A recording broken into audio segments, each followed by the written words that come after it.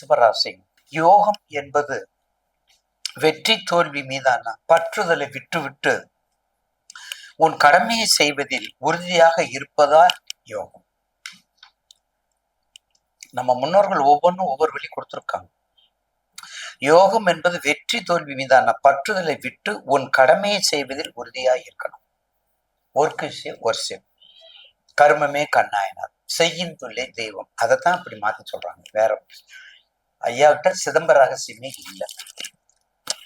அந்த வகையில ரிஷபராசிக்கு இந்த சனிப்பயிற்சியில அது திருக்கணிதமா இருந்தாலும் சரி, வாக்கியமா இருந்தாலும் சரி, மிக அற்புதமான நேரத்தை நீங்க பயன்படுத்திக் கொள்ளணும்.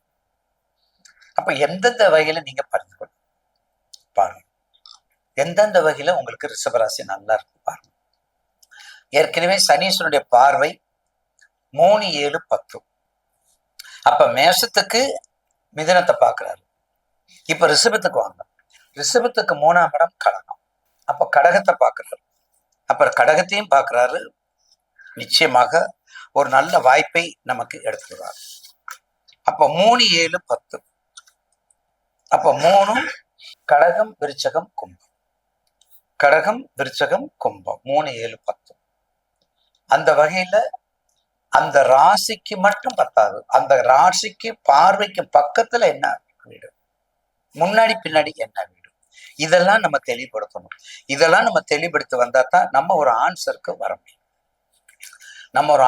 முடியும். அப்ப அந்த வகையிலே ரிஷபராசி நேயர்களுக்கு இந்த சனிப்பயிற்சி லாபாதிபதி சனிப்பயிற்சி 11ஆம் இடத்துல இருக்கார். அப்ப 11ஆம் இடத்துல இருக்கும்போது மிக அற்புதமான யோக பலனை செய்யக்கூடியவர் தான்.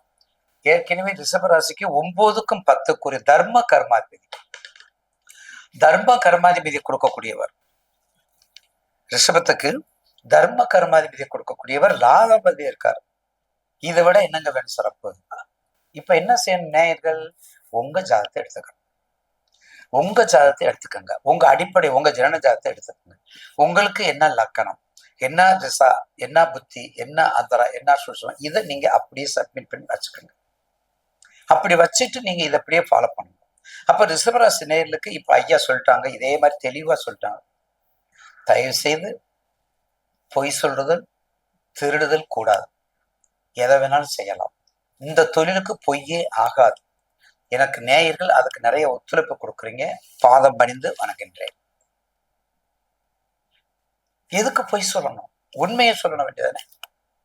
கொஞ்சம் கடினமா இருந்தா கொஞ்சம் இளமறைகாயா சொல்லணுமே ஒழிய, நீ ராஜயோக சக்கரவர்த்தி, நீ அந்த யோகம், பேரர் யோகம், சக்கரவர்த்தி, ராஜயோகம், உலகையே ஆளுவ அப்படின்னு சொல்லக்கூடாது. அதெல்லாம் சாதாரண வார்த்தை இல்லை. பெரியவங்கள்லாம் நமக்கு சொல்லியிருக்காங்க. எச்சரிக்கையா சொல்லு, அப்படித்தான் சொல்லியிருக்காங்க.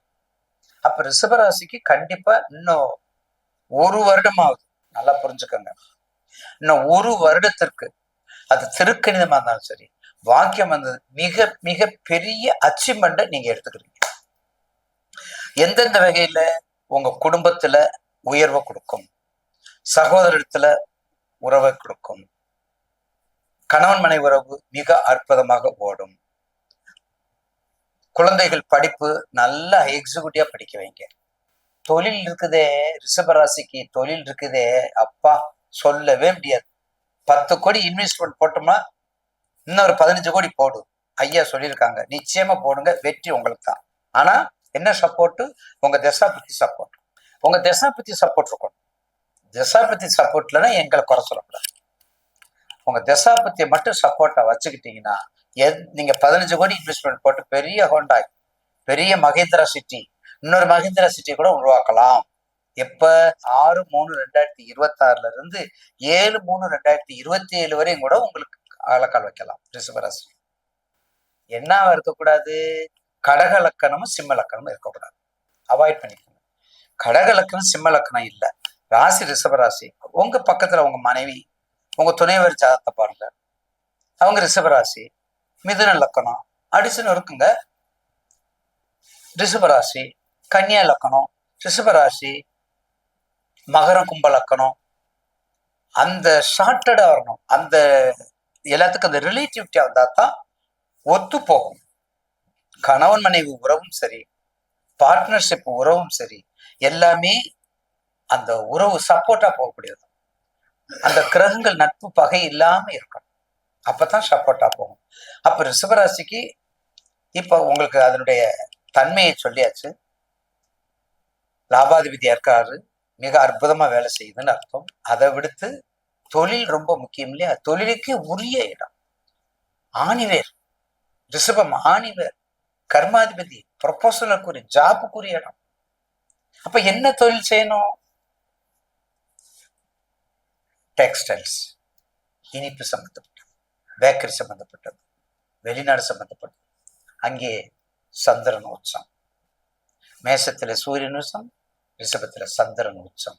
வெளிநாடு, உள்நாடு, வெளி மாநிலம், உள் மாநிலம், ப்ரொமோஷன், டெக்ஸ்டைல்ஸ், பெரிய ஹோண்டா கம்பெனி, இண்டஸ்ட்ரியல், அழகு சம்பந்தப்பட்ட பொருள், கண்ணாடி சம்பந்தப்பட்ட பொருள், அத்தனை பெண்கள் சம்பந்தப்பட்ட தொழில், அத்தனை பேக்கரி, மீடியாக்கள், டான்ஸ் சொல்றோம்ல, டான்ஸ், ஆடல் பாடல் வல்லமை, எல்லாமே மீடியாக்கள், சின்ன திரை, பெரிய திரை, மீடிய திரை, எல்லா திரையும் இப்படிப்பட்ட தன்மையா இருக்கும். இந்த கடக லக்கணம் சிம்ம லக்கணம் மட்டும் இருந்துடக்கூடாது தயவு செய்து. அப்படி வந்துட்டீங்கன்னா நிச்சயமாக ஒரு அற்புதமான இந்த பயிற்சியில் உங்களுக்கு நல்லது, எதிர்பார்த்ததை விட நல்லது நடக்கும். செய்யக்கூடாதவை, தீமை, சகோதர சரி உறவுகள் எல்லாமே தெளிவு. சார், நல்லதுன்னா நல்லது நடக்கும், கெட்டதுன்னா கெட்டதுதான் நடக்கும், இதுல மாற்று கருத்து இல்லை. அப்ப அந்த வகையில உங்களுக்கு எல்லா வகையில சகோதரனா, குடும்பமா, தொழிலா, புத்திரபாக்கியமா, குழந்தைகள் படிப்பா, சகோதரன் சகோதரி உறவுகளா திடமா இருக்கும். எங்க அண்ணாச்சியை காணும், எங்க அண்ணாச்சியை காணும். பாசம், உறவு, அதே சமயத்துல மாற்றுத்திறனாளிகள், அவங்களுடைய உறவு ஏற்கனவே அந்த இடம் ரொம்ப முக்கியமான இடம், தனத்துக்குரிய இடம், செல்வத்துக்குரிய இடம். அப்ப அவங்களுடைய பராமரிப்பு, அவங்களுடைய உறவுகள் எல்லாம் சுகமா இருக்கும். என்ன செய்யணும்? நல்லா சுத்தி போடுங்க. ரிஷபராசிக்காரங்கள் நல்லா சுத்தி போடுங்க, நல்லா சுத்தி போடுங்க. எச்சரிக்கையா இருந்துக்கங்க. நீங்க அதிகமா பேச மாட்டீங்க, தான் உண்டு தான் வேலை உண்டு இருப்பீங்க. அந்த அந்த மாதிரி டிஸ்அட்வான்டேஜ், அந்த மாதிரி தீமைகளை நீங்க எடுத்துக்கணும். அதை தவிர வேற ஏதாவது பண்ண கஷ்டம். அதை மட்டும் நீங்க பண்ணிக்கணும், பயப்பட வேண்டிய அவசியமே இல்லை. பிரதோஷ வழிபாடு, பிரதோஷ வழிபாடு நல்லா பண்ணுங்க. 144 பிரதோஷம், செவ்வாய்க்கிழமை முருகன் வழிபாடு. அங்கே கார்த்திகை, ரோகிணி, மிருகசீரிடம் பரிகாரம் சொல்லும் பொழுதுதான் உங்களுக்கு நட்சத்திரம் தேவை. அப்ப கார்த்திகை, மிருகசீரிடம், ரோகிணி. கார்த்திகை சிவபெருமான், எல்லா ஆலயங்களும் ஒரு முறையாவது, நேத்தி கூட கேட்டாங்க, 8 குடி போனா எண்கண் போகல, சிக்கல் போனேன் எண்கண் 8 குடி போகல. என்னங்க, பக்கம் தானே, 3 கோயிலுக்கும் போயிட்டு வாங்க. எண்கண், 8 குடி, சிக்கல், அற்புதமான கோவில். ஒரே ஸ்தபதி பிரதிஷ்டை பண்ணது, 3 முருகனையும். அத சுவாமியை கும்பிடுங்க, அதை கும்பிடுங்க. பிரதோஷ வழிபாடு பண்ணுங்க, தேவி வழிபாடு, தேவி பாகவதம், இதெல்லாம் கும்பிடும் போது கண்டிப்பாக உங்களுக்கு செல்வம் சேகரிக்கும் மேலே குறைய வாய்ப்பில்லை. ரிஷபராசிக்கு நிச்சயமாக இந்த 1 வருடம் நேயர்கள் கவனமா கேளுங்க, அற்புதமாக இருக்கும். சந்தேகம் இல்லாம நீங்க அகலக்கால் வச்சுக்கலாம். நீங்க திஷ்டி தான் சுத்தி போடணும், யாரை தவிர கடக லக்கணமும் சிம்ம லக்கணம் தவிர. மறந்துடாதீங்க.